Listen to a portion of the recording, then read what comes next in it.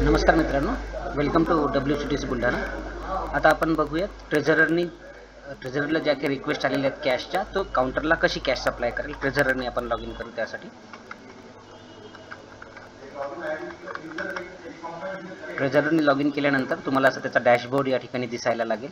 आपण जर का पाहू शकलो तर वरती बरेचसे ऑप्शन्स आहेत आणि एक डॅशबोर्ड सुद्धा त्यांनी दिलेला आहे। आपण पाहू शकता cash transaction status 1, cheque transaction status 0, stamp transaction status 0, IPO request status 0 आणि IPO रेमिटन्स स्टेटस 0 असे बरेचसे त्यांना ऑप्शन्स राहतील। तर आपण ही कॅश डिमांड केलेली आहे, तर याच्यात कॅश ट्रान्झॅक्शन स्टेटसमध्ये इथं आलेली आपल्याला दिसेल प्रोसेस 1।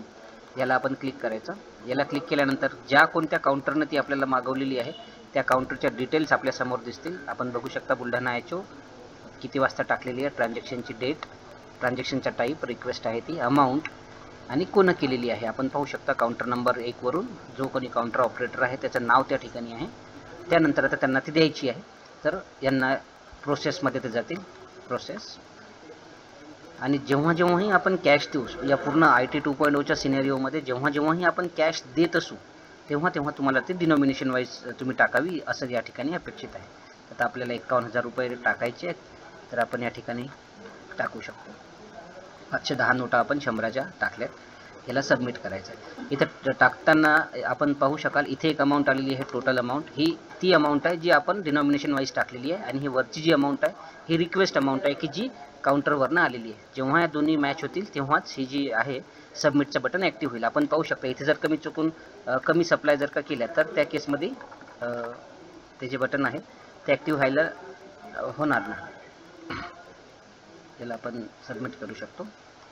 सबमिट केल्यानंतर तो विचारेल, do you want to process the request transactions for the amount 51,000, please confirm to proceed. या कन्फर्मला क्लिक करायचं। कन्फर्मला क्लिक केल्यानंतर असा ग्रीन रंगामध्ये हा जो मेसेज आहे तो पॉपअप जनरेट होईल, 51,000 रुपये हॅज बीन प्रोसेस। अशा पद्धतीनं ही जी कॅश आहे ती काउंटरला जाईल। आता आपण बघू शकता जे आपलं ट्रेझररचा जो काही डॅशबोर्ड होता त्याच्यामध्ये आता ती जी रिक्वेस्ट होती ती निघून गेलेली आहे। आपण पाहू शकता या ठिकाणी 0 आलेला आहे। अशा पद्धतीनं आपण कॅश ट्रेझरीमधून सप्लाय करू शकतो।